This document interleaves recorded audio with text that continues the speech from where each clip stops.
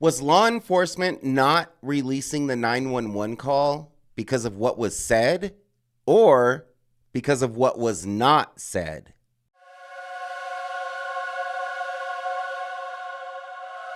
Hey everyone, it's Lucky with Unfiltered Lucky. And today I want to talk about this 911 call and these text messages. Now, I was going to wait and make a video about this weekend, but I stayed up all night thinking about this call and these text messages between Bethany and Dylan. So I had to jump on here because we need to talk about this. Now, before we get into this video, I want to let you all know that if you're following my story about Gene Hackman and Betsy Arakawa, I will be doing an update video coming up. I was waiting for a press conference from Santa Fe Sheriff's Department, and that's happening today. So right after that happens, I'm going to put my video together with the information that we have, and we're going to run with it. So stay tuned for that. But today, I want to talk about the Idaho 4. Now, I don't know about you, but for me, the more information that comes out in the Idaho 4 case, the less that it makes sense. So let's start out with the text messages. And I'm going to start out with a question right off the bat.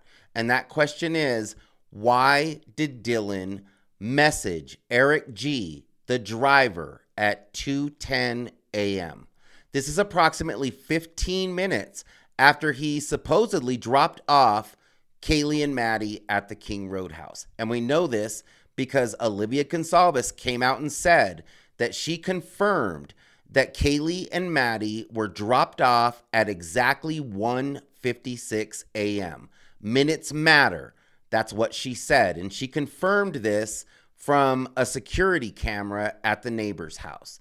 So why was Dylan messaging this driver at 2:10 a.m. to find out if he was driving? Was she trying to find out where he was, if he was anywhere near the house? Why did she need to know if Eric G. was driving? It just doesn't make any sense. It seems as though she would have known that Kaylee and Maddie had called him for a ride from the grub truck. If she was calling him, I mean, she obviously knew that he was out and about. So why was it important for Dylan to know if Eric G. was driving? It's possible that Dylan was messaging the driver to maybe get a ride. Or maybe one of her friends needed a ride, and she was asking him if he was still out driving around. Or maybe it's possible that Kaylee and Maddie got home and then left again, and Dylan may have thought that he was driving them somewhere else. But it seems to me like it says that she was inquiring as to if he was driving. And it makes me think that she wanted to know if he was maybe in the area still, maybe still around the house, And why would she want to know that? Why would she care about that?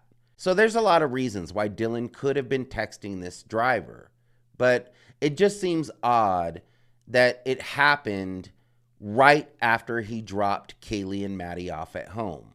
Now, something else that these messages confirm is that this was not a silent crime, which I think that most of us already knew. There was no way that 4 victims were brutally attacked inside this house with a knife and everyone didn't hear it.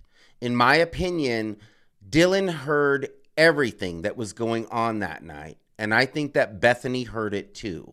Now, Dylan may not have known what she was hearing. She may not have known what it was, but she knew that it was bad. And she knew that it scared her.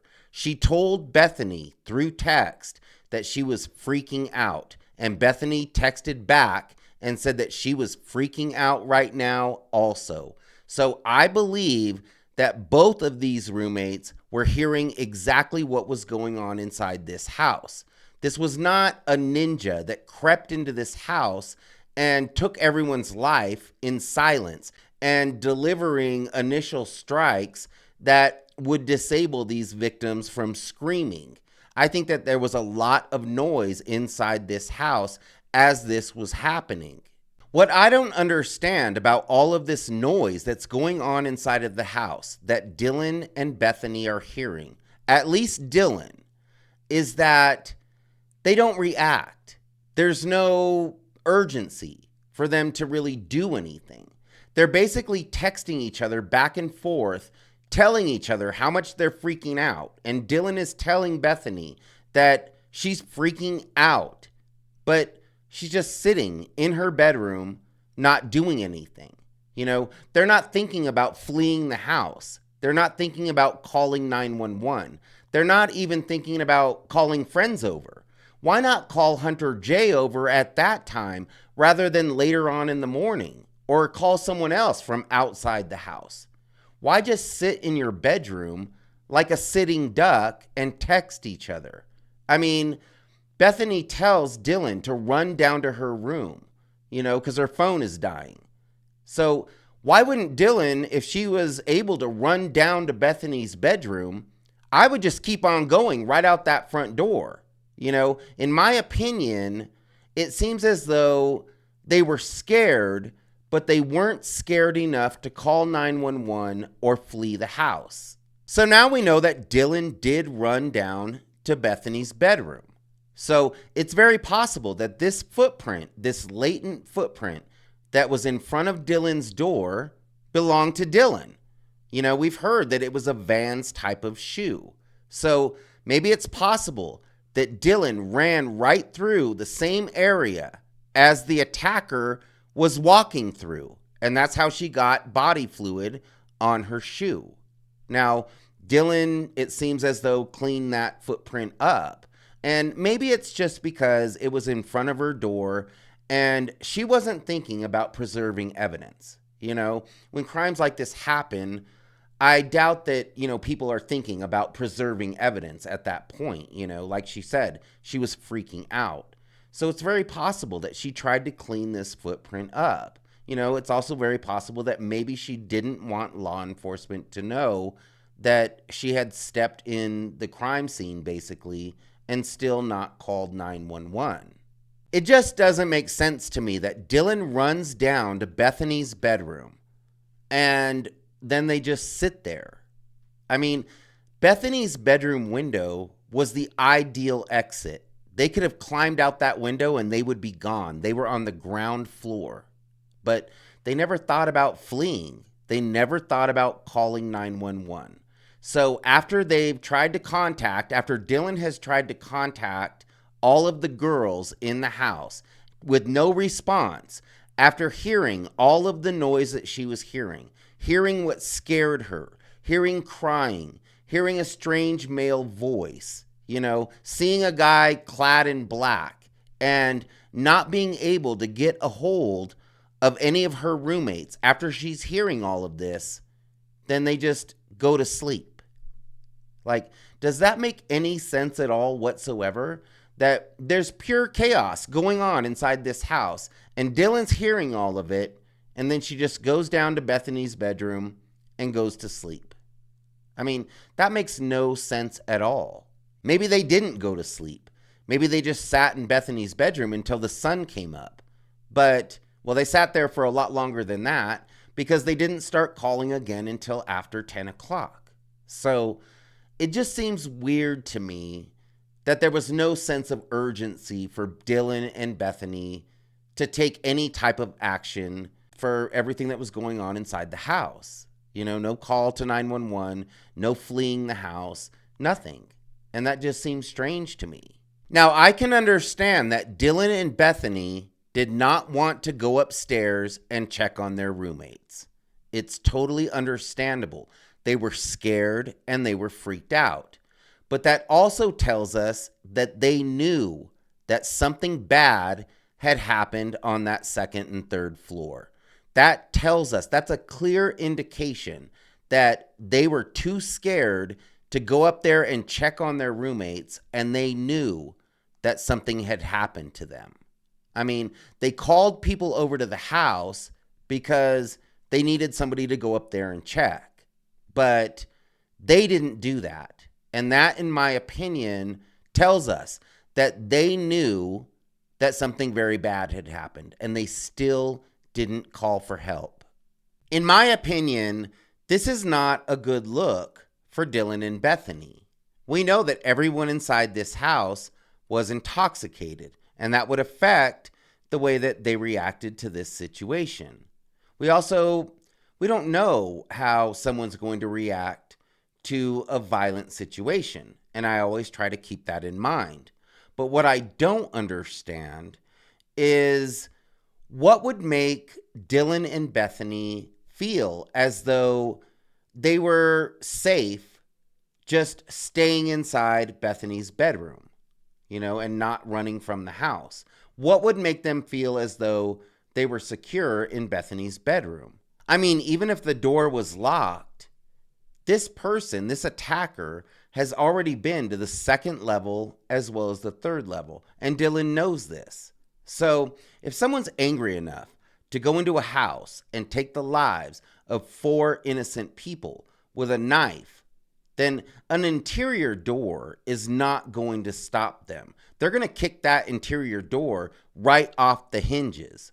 If they felt like they were in danger, they would want to flee, But they didn't do that. They stayed in Bethany's bedroom. And that's what leads me to believe that they possibly knew these attackers or this attacker.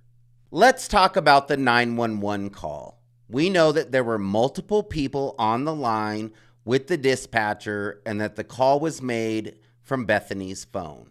Now, before I get into this, I want to say that it makes total sense that these people were under a lot of distress. So it makes sense that this was a very hectic 911 call.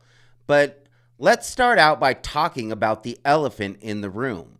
We know now that the call was made for an unconscious person. It wasn't code for the dispatcher. It wasn't code for law enforcement. The call came in for an unresponsive person. Now, they're saying that Xana had a lot to drink last night, that she got really drunk, and that she passed out, and that she's not responding. The dispatcher is asking, is she breathing? They're saying, no, she's not breathing. But you know what they're not saying? They're not saying that there's body fluid everywhere, that it looks like Xana has been attacked with a knife. Her fingers were almost severed. So why aren't they saying any of this? Why aren't they describing this horrific scene that we've heard about? I mean, she had been deceased at this point for almost 8 hours, maybe longer. And they're not saying anything about all of the body fluid. They're not saying anything about all of the knife wounds. The dispatcher doesn't even hear that this is a possible homicide until law enforcement gets there. And even when law enforcement gets there and reports what he's seeing to the dispatcher, he says, I think we have a homicide. What do you mean you think? This was described as a horrific crime scene. What about all the body fluid everywhere? What about the knife wounds? What about Xana's fingers? Why aren't they saying any of this to this dispatcher? It just doesn't make sense. The room that Xana and Ethan were in would have had to be a horrific scene. So why aren't they describing it that way? And also, where is Ethan at this time? Weren't Ethan and Xana in the same area? How did they find Xana and not see Ethan at the same time? I mean, I guess it's possible that Xana was outside of the bedroom and Ethan was inside, or vice versa. But we've been led to believe that they were with each other. So it seems odd to me that they found Xana, but they didn't find Ethan. We have 4 people standing around Xana talking about how she's not waking up, that she passed out, she had a lot to drink last night. They're not saying the obvious, and that is that she's probably lost her life because of this knife attack.